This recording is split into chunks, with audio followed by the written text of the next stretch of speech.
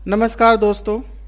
जैसा कि हम लोग सभी जानते हैं कि कोरोना का पहला वेव आया जिसमें ज़्यादा उम्र वाले लोगों को इन्फेक्शन हुआ। दूसरा वेव में यंग यानी जवान लोगों को, और ऐसा माना जा रहा है कि तीसरा वेव भी आएगा और इसमें ज़्यादातर बच्चे लोग इन्फेक्टेड होंगे। मेडिकल साइंस के अनुसार अभी तक कोरोना का कोई कारगर ट्रीटमेंट नहीं है, केवल हम अपने इम्यूनिटी को मजबूत बनाकर इसे बच सकते हैं। तो चलते हैं इस वीडियो के साथ और बात करते हैं कि हम अपने बच्चों की इम्यूनिटी यानी रोग प्रतिरोधक क्षमता को कैसे बढ़ा सकते हैं, और वो भी केवल घर में उपस्थित सामग्रियों के द्वारा।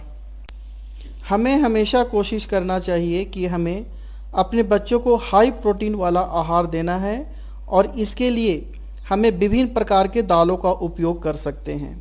जो बच्चे ज़्यादा एक्टिव हैं, जो बच्चे ज़्यादा खेलते रहते हैं, उसे 1.5 से 2 ग्राम पर केजी प्रतिदिन दाल देना चाहिए। मान लिया कि बच्चे का वज़न 20 केजी है तो 30 to 40 मिलीग्राम्स प्रोटीन का उपयोग बेहतर होगा। हम यहाँ देख सकते हैं कि कौन कौन से दालों में कितना प्रोटीन होता है। 100 ग्राम मसूर दाल में 24 ग्राम प्रोटीन, 100 ग्राम मूंग दाल में 24 ग्राम प्रोटीन, 100 ग्राम चना दाल में 13 ग्राम प्रोटीन और 100 ग्राम अरहर दाल में 22 ग्राम प्रोटीन होता है। अगर हम ये सारे दालों को मिलाकर बनाएं तो हमें प्रोटीन अच्छी मात्रा में मिल सकती है।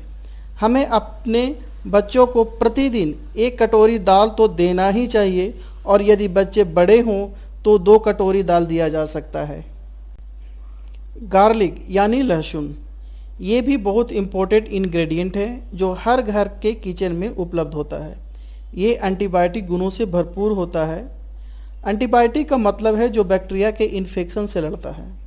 इसके अलावा और कई बीमारियों के लिए भी उपयोगी होता है, जैसे bronchitis, high blood pressure, liver problem, diabetes, intestine problem, dysentery, stomach pain, गठिया, फीवर। कम से कम 4 से 5 लहसुन के कलियां हमें प्रतिदिन उपयोग करना चाहिए। इसे आप चाहे जैसे भी उपयोग कर सकते हैं, कच्चा, भून के या सब्जी में डाल के।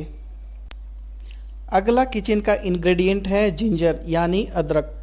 रोग प्रतिरोधक क्षमता को बढ़ाने में इसका भी बहुत बड़ा इम्पोर्टेंट रोल होता है, और इसके साथ ही high blood pressure, heart disease और लंग्स जैसे बीमारियों के लिए भी इसका उपयोग बहुत ही फ़ायदेमंद होता है। अदरक का जूस निकालकर शहद के साथ मिलाकर इसे पिया जा सकता है। इम्यूनिटी बूस्टर में अगर दालचीनी का नाम ना आए ये उचित नहीं होगा, क्योंकि दालचीनी में एंटीवायरल, एंटीबैक्टीरियल और एंटी फंगल प्रॉपर्टी होता है, यानी ये वायरस, बैक्टीरिया और फंगस के इन्फेक्शन से लड़ने में मदद करता है, और इसके साथ ही पाचन संबंधित समस्याओं से राहत दिलाता है, और सर्दी जुकाम में भी फ़ायदेमंद है। प्रतिदिन 5 ग्राम दालचीनी के पाउडर में 1 चम्मच शहद मिलाकर सेवन किया जाए तो इसका प्रभाव हमारे सेहत पर बहुत ही अच्छा होता है। हर घरों में पाए जाने वाला हल्दी एक ऐसा इंग्रेडिएंट है जिसमें करक्यूमिन पाया जाता है, और आपको ये जानकारी होना चाहिए कि करक्यूमिन बहुत ही पावरफुल एंटीऑक्सीडेंट होता है। हल्दी में एंटी इन्फ्लामेटरी गुण भी होता है जो हमारी रोग प्रतिरोधक क्षमता को बढ़ाने का कार्य करता है।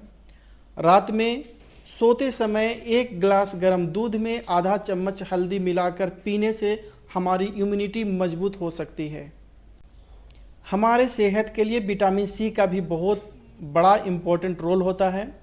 विटामिन सी के लिए हम टमाटर, अमरूद, ऑरेंज, नींबू का उपयोग कर सकते हैं। हमें प्रतिदिन कम से कम 65 से 90 मिलीग्राम तक का विटामिन सी उपयोग करना चाहिए। अच्छे सेहत के लिए हमें हरे पत्ते वाले सब्जियों को उपयोग ज़्यादा से ज़्यादा करना चाहिए, और दही का उपयोग भी बहुत फ़ायदेमंद होता है। ये रोग प्रतिरोधक क्षमता को मजबूत बनाता है, पाचन के लिए भी अच्छा होता है, ब्लड प्रेशर को कम करता है, और बोन्स यानी हड्डियों के स्वास्थ्य के लिए भी अच्छा होता है। इसलिए हमें प्रतिदिन कम से कम 250 ग्राम्स दही का उपयोग करना ही चाहिए। विटामिन डी भी बहुत ज़रूरी होता है रोग प्रतिरोधक क्षमता को बढ़ाने के लिए। हड्डियों और दांतों के लिए भी ये बहुत भी फायदेमंद होता है। और सबसे इम्पोर्टेंट जो काम करता है वह है ब्रेन और नर्वस सिस्टम के लिए। विटामिन डी ब्रेन और नर्वस सिस्टम के स्वास्थ्य को ठीक रखता है, इसीलिए हमें प्रतिदिन कम से कम 20 to 25 मिनट्स तक सूरज की रोशनी में रहना ही चाहिए। और सबसे खास और सबसे बड़ी चीज़ है एक्सरसाइज। अगर हम एक्सरसाइज नहीं करेंगे तो ये सारे चीज़ बेकार हैं। शरीर को हेल्दी और एक्टिव रखने के लिए, शरीर के सिस्टम को अच्छी तरह से काम करने के लिए, अच्छी मेटाबॉलिज्म के लिए एक्सरसाइज तो करना ही पड़ेगा। तो दोस्तों, हमने देखा कि हमारी इम्यूनिटी को बढ़ाने के लिए, अच्छी सेहत पाने के लिए, सेहत को बरकरार रखने के लिए हमें उन सारे चीज़ों की आवश्यकता होती है जो हमारे हर घरों में उपलब्ध होता है, लेकिन हमें उन सारे चीज़ों का नियमित रूप से उपयोग में लाना होगा। तो दोस्तों, आपको ये वीडियो कैसा लगा कमेंट जरूर करें और सब्सक्राइब तो कर ही देंगे, मुझे उम्मीद है।